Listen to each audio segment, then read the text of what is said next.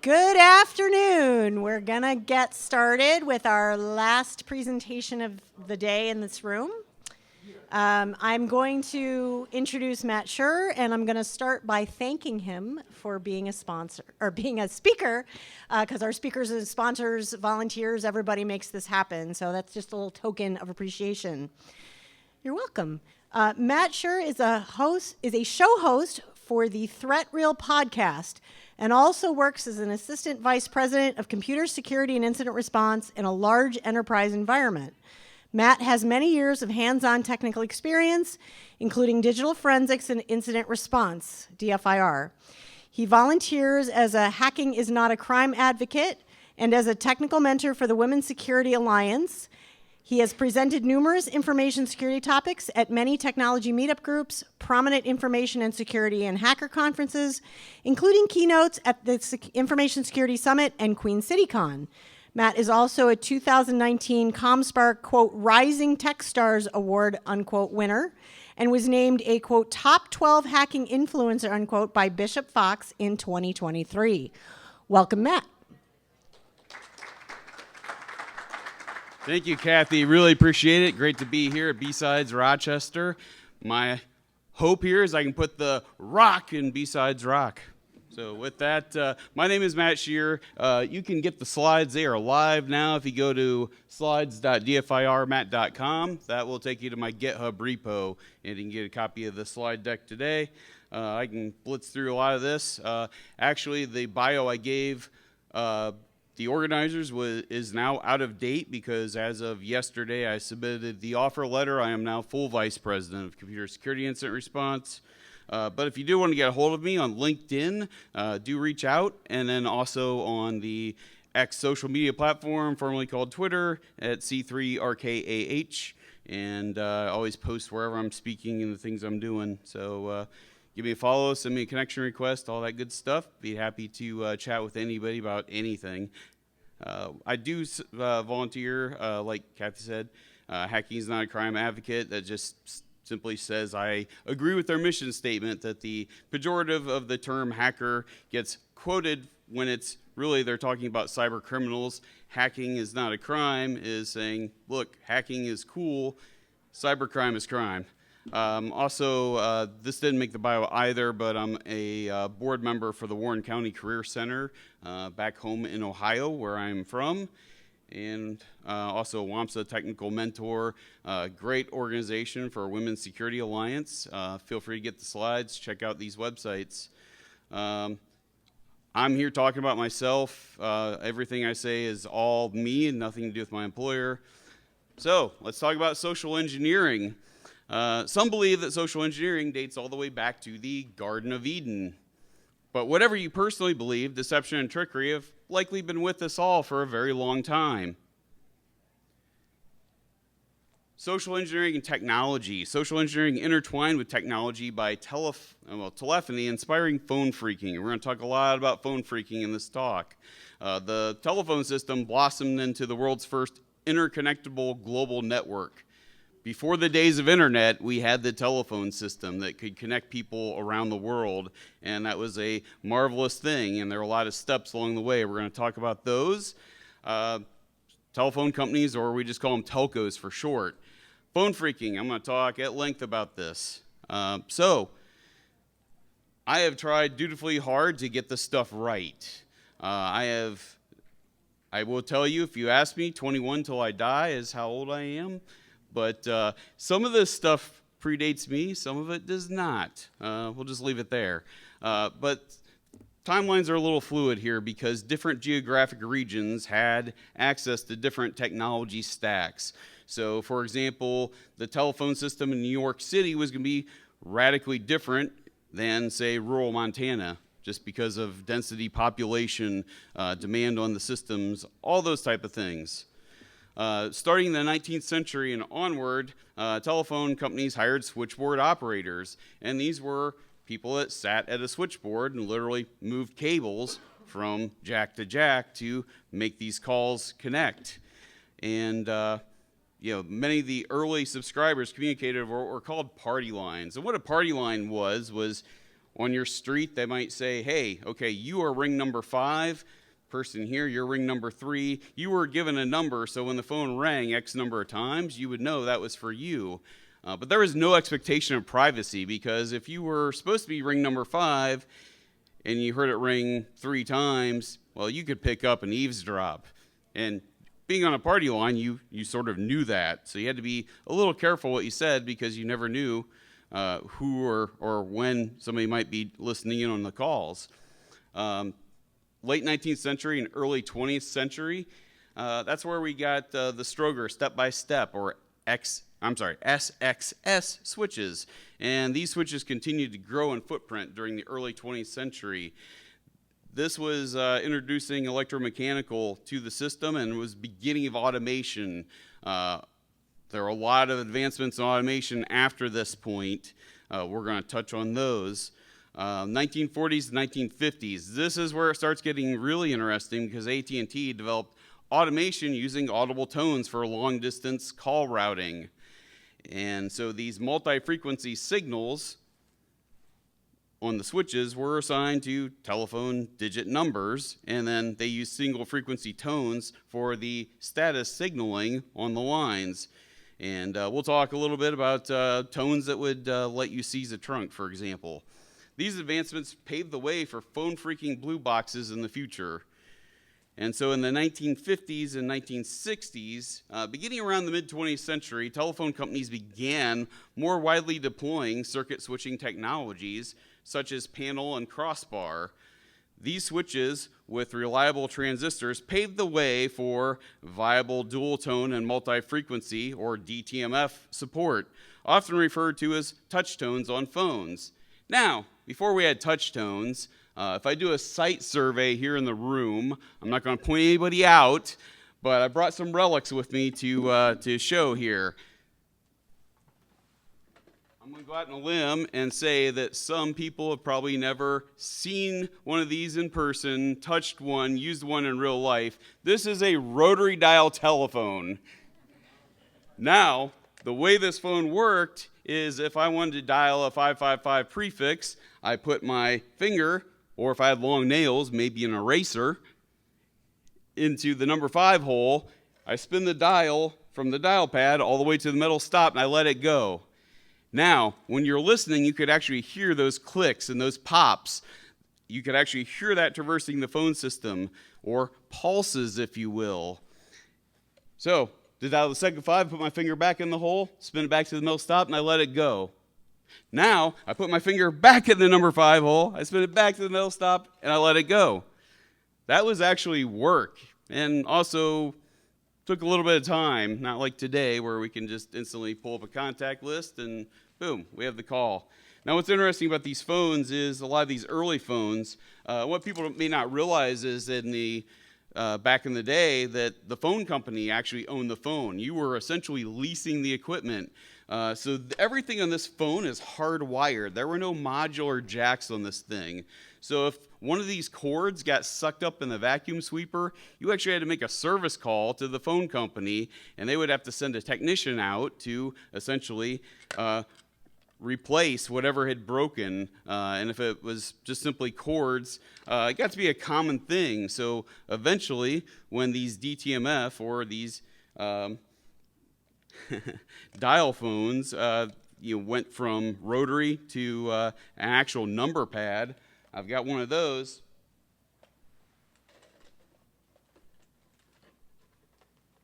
So this old school phone, again, this would typically be leased equipment. Now, instead of having to spin a dial pad around and wait, I could actually just sort of punch the number pad to get the number I want. And this looks probably a little more familiar to most people in the room. What's interesting is you see this has modular jacks. So the phone company kind of wised up and thought, maybe people should just be able to replace their own if we just send them a replacement. And so technology changed, but really these were the things that sort of paved the way for it. I've got another fun relic here. By quick show of hands, anybody here seen the movie War Games? All right, so a good number of people in the room, and if you haven't seen it, definitely check it out. This is an acoustic coupler. This is prominently featured in the movie War Games. Before we had all sorts of, wireless technologies, before we had Ethernet, long before we had any of this stuff, we didn't really have modems. Of course, external modems came out, and then eventually internal modems. But this was essentially something that you would put the handset from your phone into the cradle.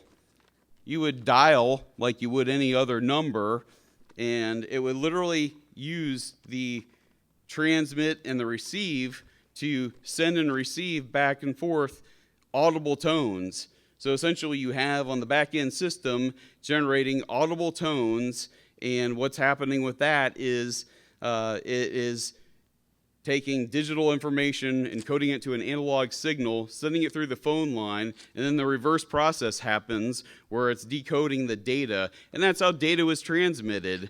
This gem in particular is a 1200 baud acoustic coupler, and that is smoking because, very, very common to see like 100, 150, 300, some of those, 110, thank you for the correction. So, old school stuff. And what's interesting is even though this is featured very prominently in the movie War Games, you could actually not really, because it didn't have the ability to make the calls, you couldn't actually war dial with one of these, so they kind of, fudged that in there a little bit, though it did obviously inspire later. And somebody, one of the other speakers had mentioned Tone Loc was a war dialer program that you could do those type of attacks, listen for or scan for things.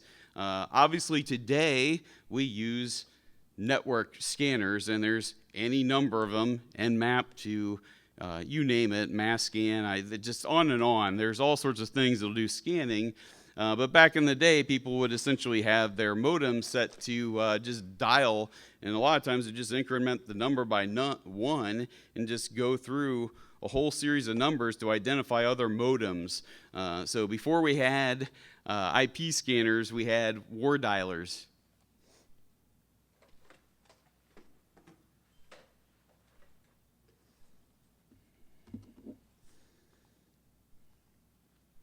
In the 1970s to present, electromechanical switches were slowly being phased out in favor of newer digital switches. So electronic switching system, or ESS, this migration to digital switching was the beginning of really the beginning of the end for analog telephony in favor of digital telephony.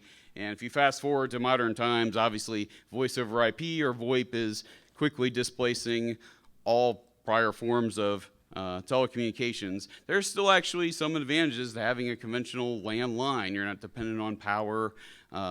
It'll still, even if you lose electricity, you might still have the ability to make, it depends what it is, if a whole pole goes down or whatever. But it's getting more rare for the old traditional phone service to be around. Phone phreakers. Who are and were the phone phreaks? These were people who enjoyed exploring phone systems. They also enjoyed experimenting with technology. Some were obsessed with learning the science and technology behind telephones and phone networks. Phone phreaking often became a gateway or a bridge towards becoming a computer hacker, or vice versa in war dialing. And if you look at the previous points, you might start to think, wow, this sounds an awful lot like a hacker, and you'd be right. And so a lot of times you had phone phreaks that were they'd already explored the phone system, but now computer technology was becoming more affordable, so they might move into computer hacking because it was sort of the next thing.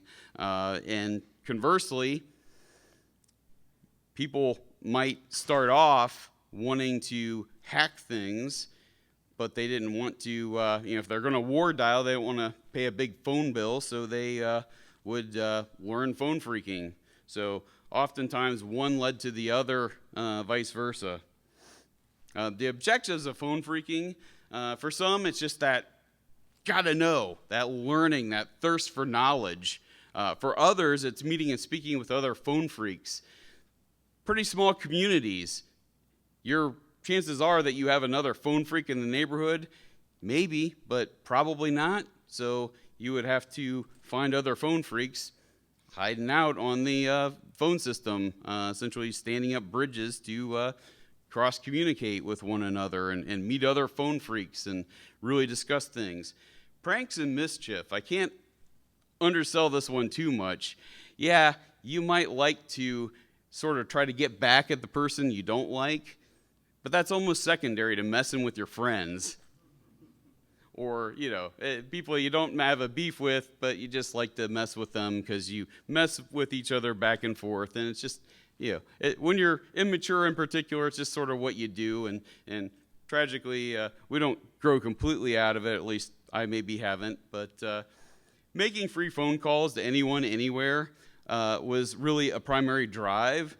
And I have to explain this because I know some people in the audience, stealing phone service, why would anybody do that? Because with my cell phone, I have a flat rate, unlimited plan. I can call just about anyone, anywhere, talk as much as I want. It doesn't cost me any more or any less if I don't bother doing that. But think about this. Long distance back in the day in particular would run upwards of $1 a minute.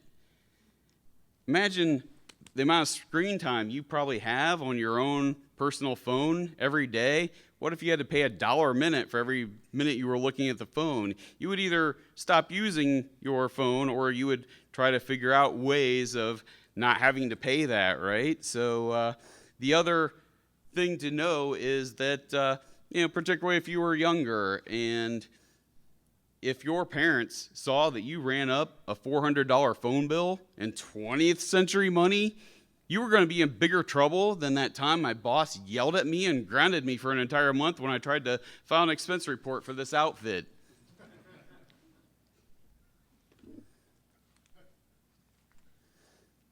This is not a list that has all the movies, but I wanted to highlight these in particular because they had very prominent phone phreaking. They didn't just talk about it, but they actually kind of demoed it a bit. So 3 Days of Condor was released in 1975 with Robert Redford in it.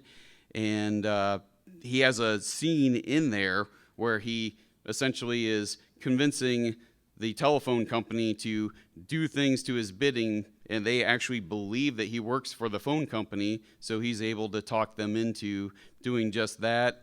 War Games, I talked about earlier, is released in 1983. Old movie, fantastic though. And some of it still actually stands up pretty well to today. Hackers was released in 1995. We'll talk about red boxing here in a little bit. They definitely covered that. Pirates of Silicon Valley was a made-for-TV movie released on the Turner Networks. Apple got their start. Before they were Apple Computer, Steve Wozniak was building blue boxes, and they were selling them so that people could make free phone calls. And I didn't put sneakers in the list, but probably deserves an honorable mention. But there was some talk about phreaking stuff. There wasn't any actual demos of realistic. There was a Hollywoodized version, but that was mostly fictional. Still a fantastic movie, though. So some classic phone phreak tools. We're going to talk about these. So musical instruments and whistles. And then there were phreaker boxes. There were a bunch of these. I'm going to talk about 3 of them in particular. Blue boxes, beige boxes, and red boxes. Payphones. We're going to talk about payphones. Tape recorders, and then scanners and radios. So phone switching and tones. Early phone systems used audible control tones, as we talked about. Some musical instrument notes would pass as recognizable switch signal tones. And sometimes you'd have to play 2 notes on a musical instrument together to get that dual tone. Some people were able to whistle the tones. A lot of the early phone phreaks actually were visually impaired, and so they spent a lot of time sort of honing their skills on whistling tones that they could then use to control the phone system. And then Captain Crunch cereal actually was giving people, a boson whistle that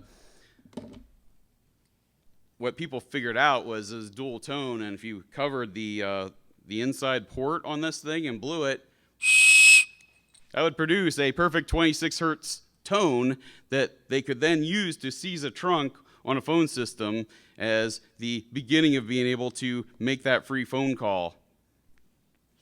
Now, I don't have a blue box with me, but these generated 2600 hertz tones, among others, and they were used for controlling phone switches and gave users the ability to place free phone calls. And again, I talked about how Apple Computer first started selling these to people that wanted them, and that sort of money helped seed what became Apple. Beige boxes, I'm going to talk about this quite a bit. So a beige box is simply a lineman's handset, or a homemade variety thereof. And it was used to connect to a phone wiring block, and it can be used to tap into phone line or connect a new extension onto a discovered phone block. Now this is a real deal lineman's handset. You can buy these. They're pretty expensive, to be honest with you, but these were what the telephone technicians would actually carry around, the folks that would climb onto the poles and work on the telephone lines. And they would use these to test. And when you look at these, they have all the features on here of, what most phones would have. These had the ability to switch, because DTMF that I talked about earlier with the touch tones, that was sort of a phased rollout from community to community. So this had a touch tone, a TT switch side, so it would emulate, or what was called pulse dialing. It would emulate rotary dial phone service, or dialing for that type of service. And then you had the dual pulse, or I'm sorry, digital pulse, which were just dialing the numbers. These are actually very durable. I could probably beat dents into the podium and this thing would still just work. And these have alligator clips, 2 of them on the end, and these are very sharp and pokey. So with this, you could actually, if you found a phone line, you could actually clip into it.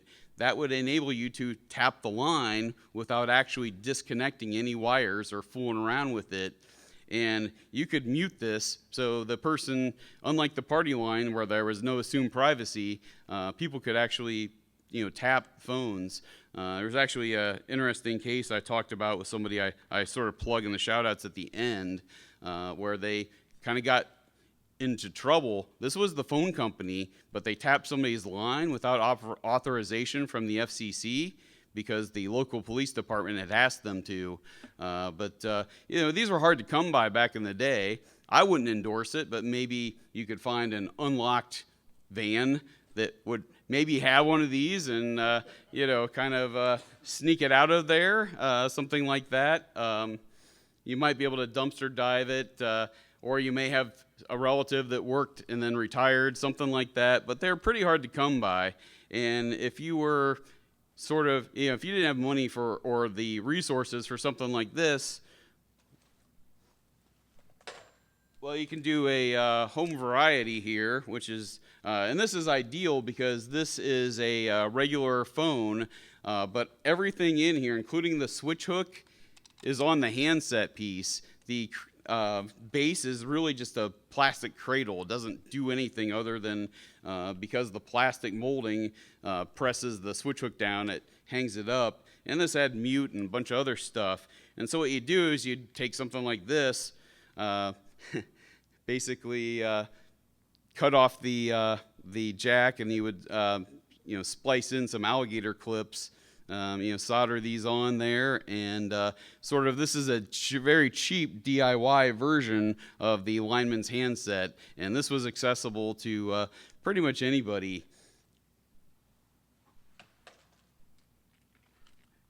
The other thing you could do if you had those is you could essentially, if you found, or if you were patrolling around a building, maybe on the inside of it, we talk about reconnaissance a lot in offensive security circles. That was sort of the precursor to that, right? If you could find a phone block that you could sort of clip onto, you could give yourself an extension, you could make calls on there, you could do all sorts of manner of stuff. I was kind of curious. I looked on a certain large online retailer, and for less than $20 delivered to your house, you can actually get a test phone which is really just a beige box that you could actually buy without even having to make your own. And what's really cool about this is I remember having different cables. One would have a jack on it, some that would have alligator clips. If you had a modular jack phone, you could switch between the two. What they actually have is they actually have alligator clips sort of spliced into the wire, and you have the RJ11 jack that you could plug in. So it wouldn't matter if you found a wiring block or if you found a jack that you wanted to test out. This is sort of one of these. It's so simplistic and yet genius, and I look at that and think, why didn't I think of that back in the day? Because how handy. And again, very inexpensive, delivered to your house today. You don't have to make your own. You can just order it cheap enough.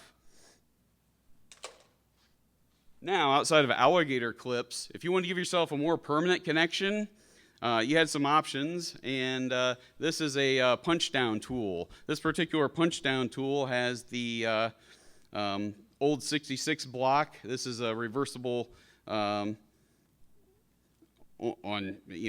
point, if you will, and you also had the 110 block. And here in the back is the blade if you wanted to cut cable, which you would generally have to do with the 66 block.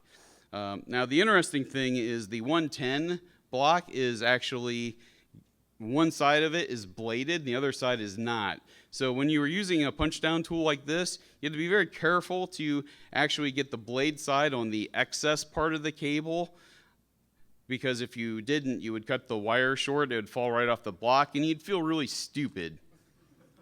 I might know that from personal experience. So, but yeah, very simply, you put your wire on the peg and push it down, punch it down, and you could go ahead and give yourself a little more permanent connection that might look less out of place than something with alligator clips on it.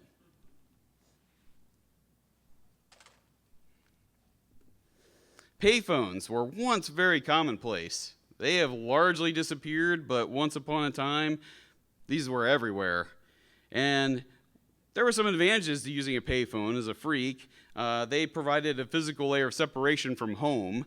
If you're doing bad stuff today, you might use a VPN or a proxy or Tor or something like that to sort of hide where your true origin is.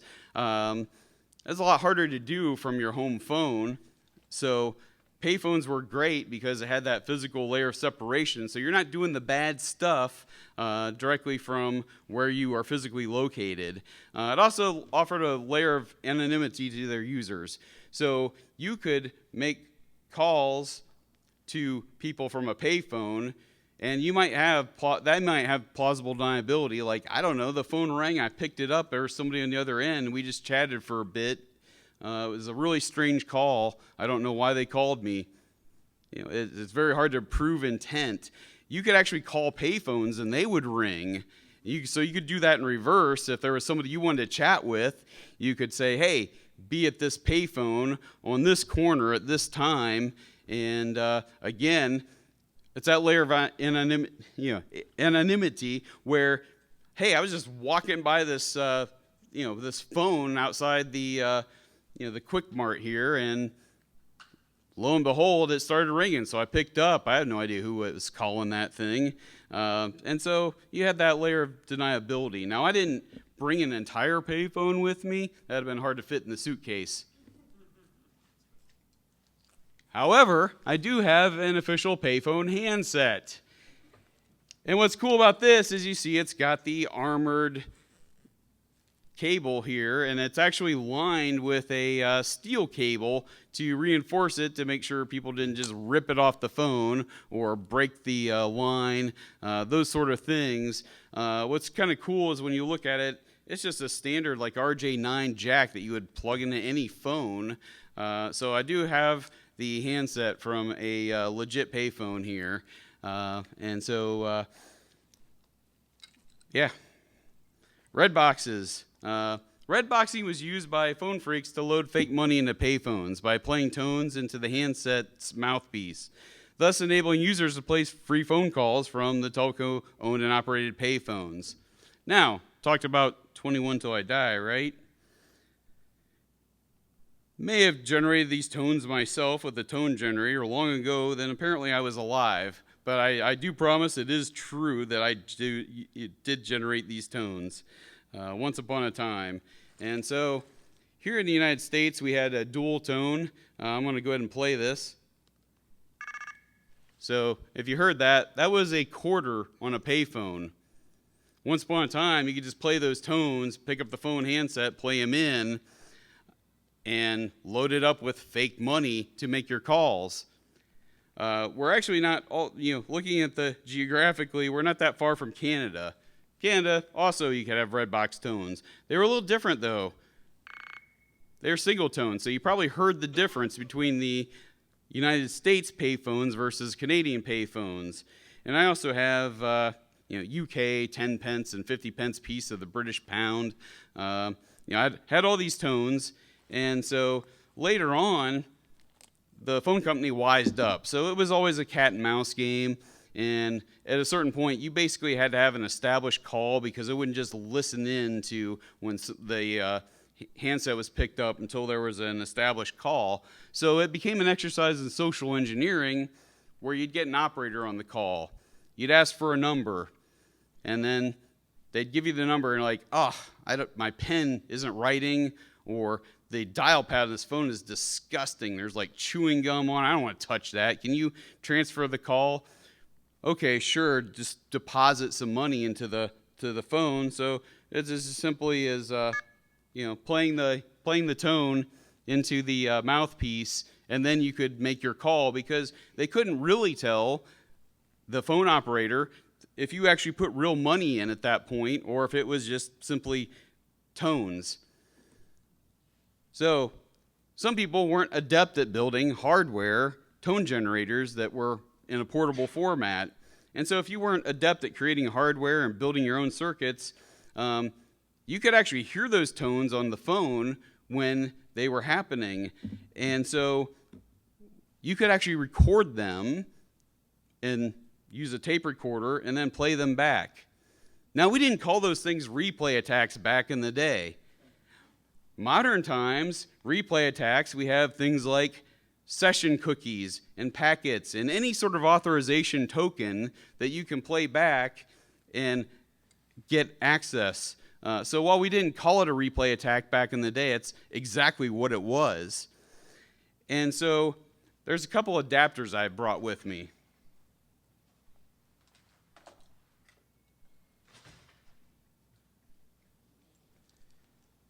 If you had access to the phone jacks, this was kind of handy. This you could actually put in line.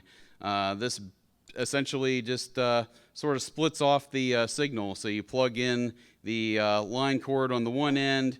You've got a plug on the other end. So this is sitting right in between. You could think of it like a modern, or like a, well, not a modern times, you could think of like a network tap. This would do essentially the same thing, and what would happen is it would essentially split off the audio communications into a jack here that we could plug into a mic jack or a line-in jack on a recorder and capture it that way. So if you had access to the jacks, this was really optimal for that sort of thing. You may not have access to the jacks. Like we looked at the hardwire thing, payphones were hardwired, so sometimes you may not have access to jacks to do that. So we had these, essentially these are the pickup coil, and it's an inductor coil with a suction cup on the end of it. And the way this works is you would just put this suction cup onto the phone, and this would stick. If I got a little wet here, it would anyway. And again, here's our line cord to get the audio out into a recorder. And again, once you'd recorded whatever tones you needed, you could play them back simply by playing back from the recorder. So these pickup coils were extremely helpful whenever you didn't have access to the modular jacks. Scanners and radios were capable of listening into wireless communications and eavesdropping on conversations. So the earliest mass-produced cordless phones operated in the 43 to 50 megahertz range. People would unwittingly bug themselves, not even realizing it. Most common radio scanners would be capable of listening in on phone calls, that people would just not even give a second thought. They would just start talking. So there they think, since they're talking on their own phone, and this isn't the party line days of old, they would think that they have private communications, but they really might not if somebody's actually listening in. The early cell phones operated in the 800 megahertz range, and what was interesting is that eventually the United States government had laws to, and people refer to them as cell-blocked scanners. So if you had a scanner, and it would typically the more expensive, fancier ones that would operate in the 800 megahertz range, everything at a certain point had to be sold, had to not be able to listen in on cellular frequencies. What was interesting is Canada had a lot of the same frequencies, same steppings, and that sort of stuff, but they didn't have that law in their books. So if you could find an old 800 megahertz scanner that was grandfathered in, you were golden. You could listen into cell conversations. There may have been a few people that went across the border to Canada to buy a little radio scanner and smuggled across the border. And also, a lot of the baby monitors had overlapping channels to those old cordless phones. And people would have these in their houses, and they would talk about anything and everything. And this device is capturing every part of the conversation in the room and just broadcasting it out plainly for anybody that happens to be listening in the neighborhood. And so it's sort of scary because people were bugging themselves, not even stopping to think somebody could actually be recording this or listening in on this stuff. Have no idea. Now, I didn't bring any of my old, big, bulky scanners with me, but I did bring a couple SDRs, software-defined radios.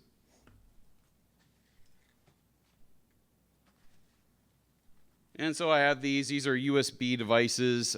This is sort of the real old school, Gen 1 Nuelec software-defined radio. These would definitely listen in to 800 megahertz, 900 megahertz stuff pretty easily. These won't actually get those lower bands for the old cordless phones and the old baby monitors, that sort of thing. But they did start to pick up when 900 megahertz cordless phones became prevalent. And so these would do that today. This is a more modern, newer generation, version 3 of the RTL SDRs. And these are pretty darned inexpensive. Used to be radios, scanners, that was pretty pricey. But these things, you can get them usually around $20, depending what kind of quality you're looking for and what kind of bandwidth you're looking to cover.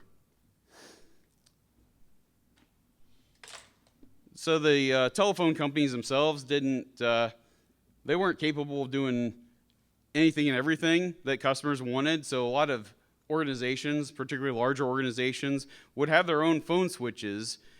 These were the private branch exchange, PBX systems. These were obviously much smaller than what the telephone companies had. And they were typically owned and operated by the organizations and private businesses themselves, or they might contract with the company to install a PBX and manage it for them.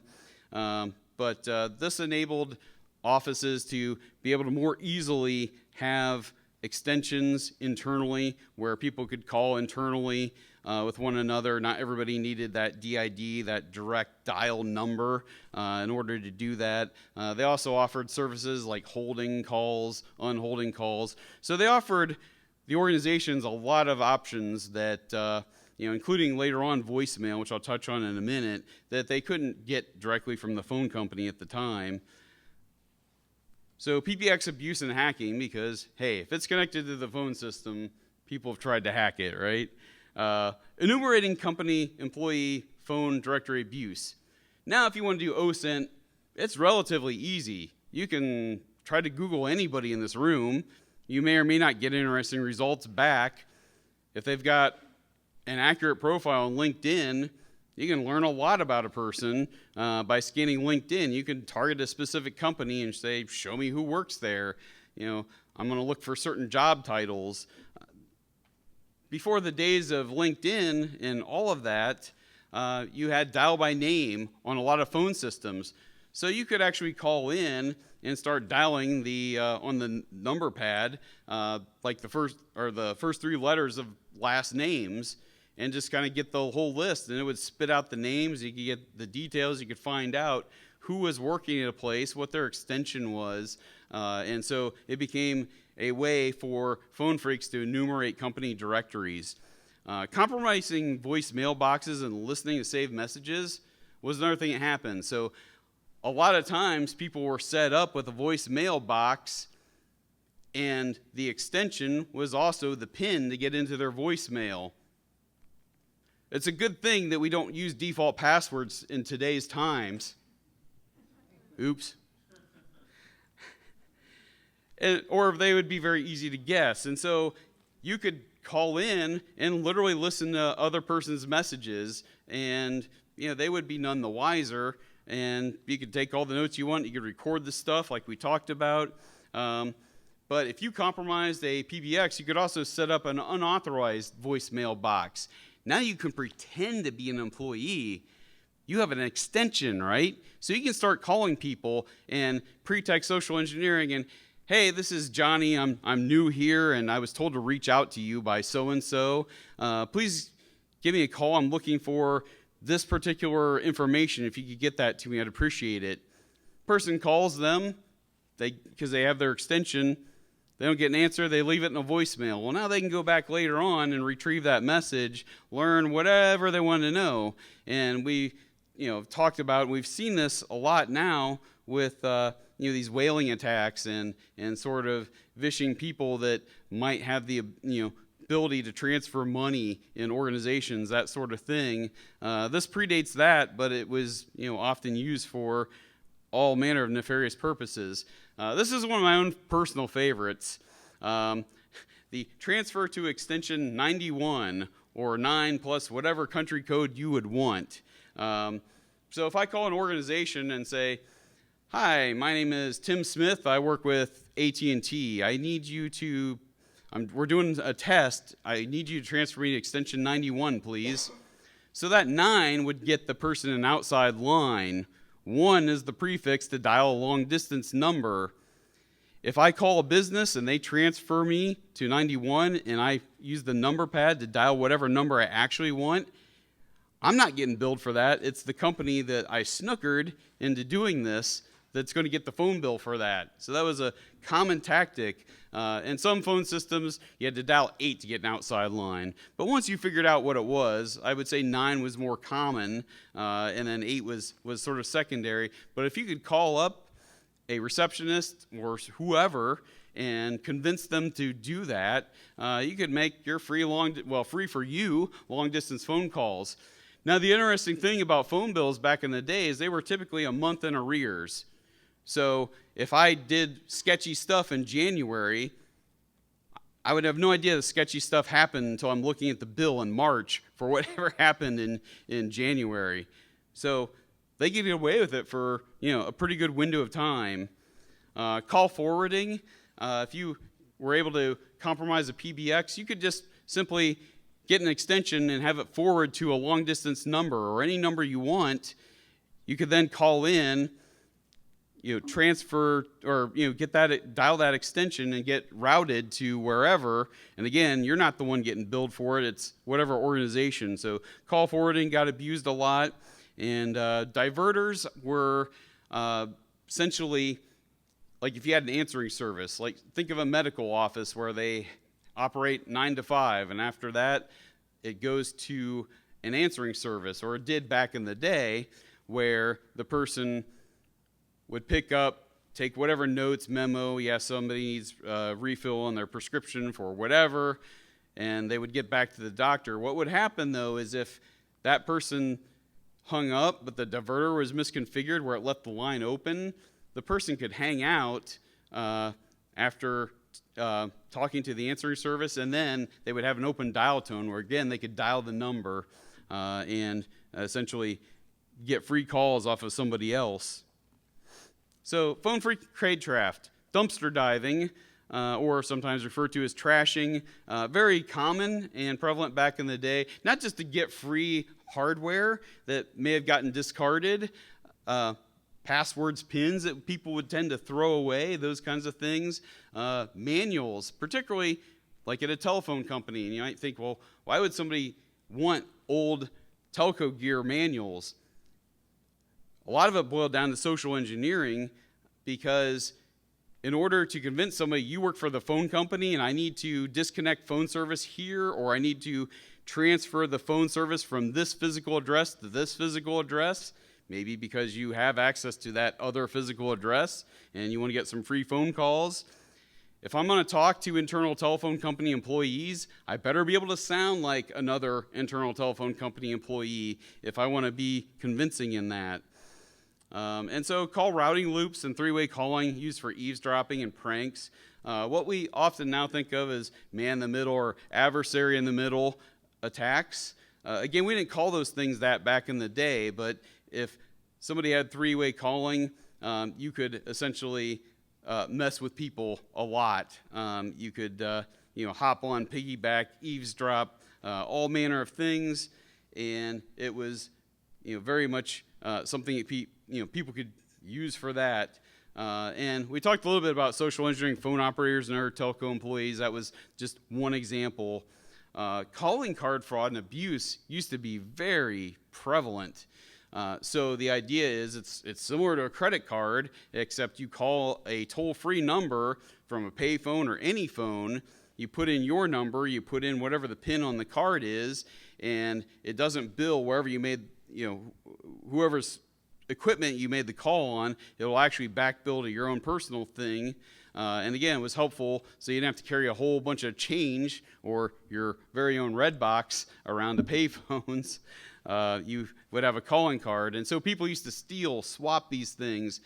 Today we have password dumps, right? All over the dark web and these credential dumps and all that sort of thing. Same thing happened with calling cards. Those were really coveted. So telco countermeasures, they didn't just sit back and take it. They kept updating what they did in response to what phone phreaks were doing. And so, a lot of the phreaking techniques by the early 80s didn't work anymore for the most part. So old phone phreaking methods, the various color boxes became obsolete and unusable. Now some people, we talked about those 3 boxes and there are a bunch of others, some people would combine those features, might have a combo blue box and red box, call it a rainbow box, but really any of these other boxes just quit working as the phone companies caught on. And so the countermeasures forced the phone phreaks to do what? Continually adjust their tactics amidst the changing times. Obviously, this hasn't stopped today when we think of cyber criminals and what the threat actors are doing. They figure out something they can exploit easily. We put in our actions to counteract that, our mitigating, compensating controls, whatever that might be. So then they have to go back to the drawing board, readjust their tactics to get away with the same thing. And so that's nothing new. That's been going on for a very long time. So changes, switchboard operator career opportunities were mostly displaced by technology in recent decades. Not too surprising. The market saturation of mobile phones made deploying and maintaining payphones financially infeasible for telcos in North America. So that's why they've disappeared largely from the landscape. I almost sort of get a little nostalgic and excited when I actually see a payphone in modern times, and I may even be dorky enough to take pictures. Can't help it. All right, so nowadays the proliferation of unlimited and flat rate cellular calling plans really eliminated for the incentive to steal phone service. There's no incentive now or purpose of doing hard work to make free phone calls when you can already almost do that now pretty much. For all intents and purposes, you can pretty much do that now. And obviously we talked about VoIP. Really it's kind of taken over all the telephony services. It's been trending that way for a long time now. Calling card fraud, abuse, like we talked about, prevalent. Now credit cards are a big thing because you can buy stuff with credit cards. Again, no incentive for phone calls, and I don't even know if you could even contact your phone company and say, hey, can I get a calling card? They may not even offer those anymore. The new underground. So Phone Phreak bridges, or those conference call, party lines, and virtual meeting places that we talked about, have largely been abandoned in favor of newer technologies. So web conferencing platforms, and many of you may remember at the start of the pandemic, how big of a deal did all of a sudden Zoom bombing become when all meetings were happening through a web conferencing platform? And sure enough, all of the hosting, all these web conferencing platforms had to adjust their default security settings to keep unwanted people from just hopping in calls and doing whatever. There's actually some funny stuff I've seen on YouTube for things people have done. It's, yeah, good times.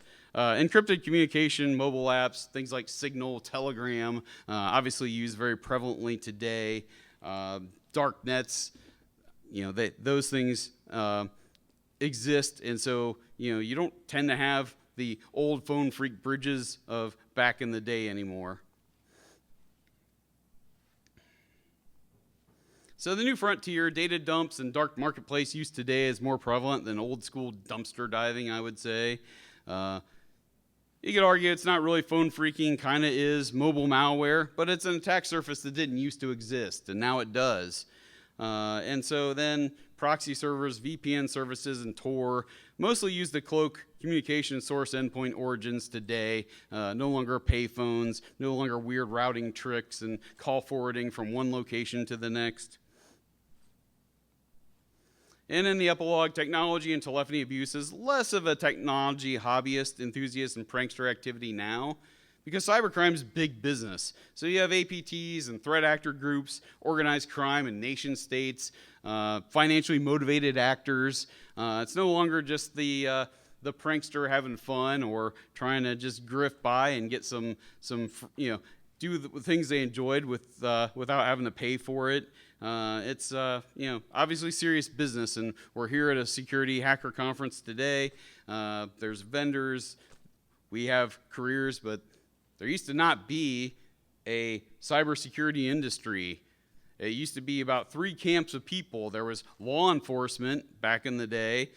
Most of the time they were so woefully behind the times, like literally the person on the police force that knows how to turn on the computer, open and close files and stuff like that. Oh, you know how to use a computer, so you're the computer expert.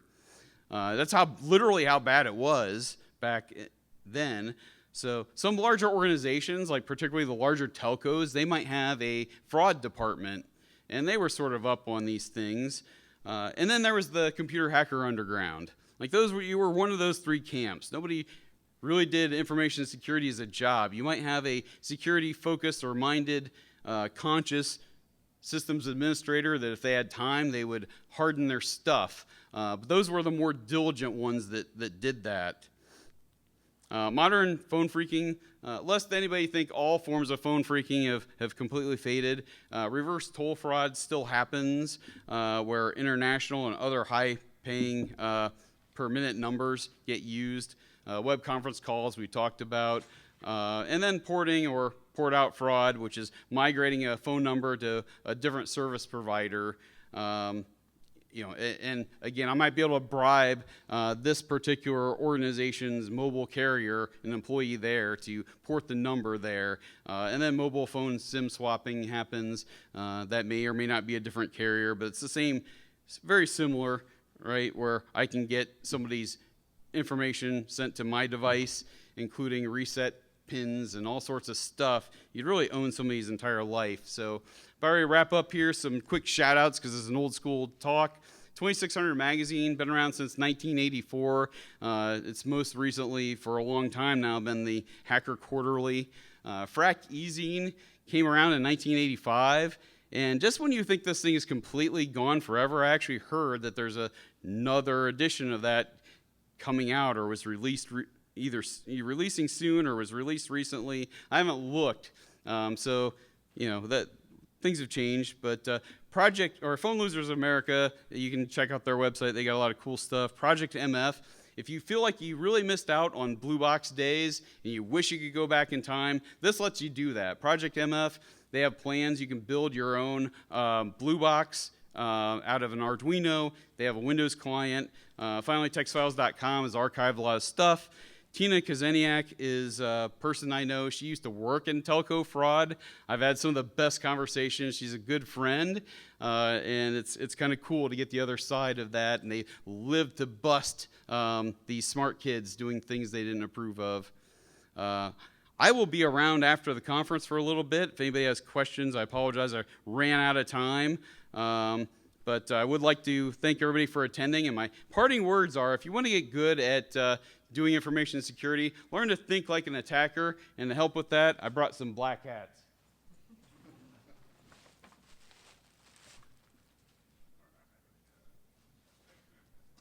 Oops, sorry. I'm not really good at throwing these, but I'll try.